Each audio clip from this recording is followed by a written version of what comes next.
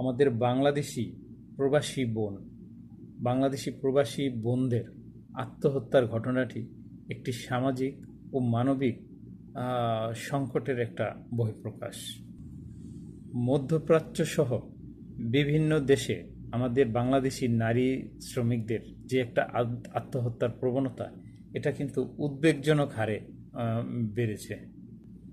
এই পরিস্থিতির পেছনে একাধিক কারণ রয়েছে, অনেকগুলা কারণ রয়েছে।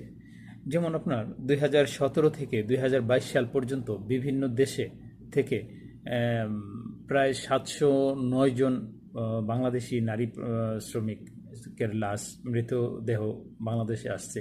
এর মধ্যে অধিকাংশই দুর্ঘটনা বা আত্মহত্যার অন্তর্ভুক্ত। 2016 থেকে 19 সালের মধ্যে মধ্যপ্রাচ্য থেকে 311 জন নারী শ্রমিক যে দেশে গেছে।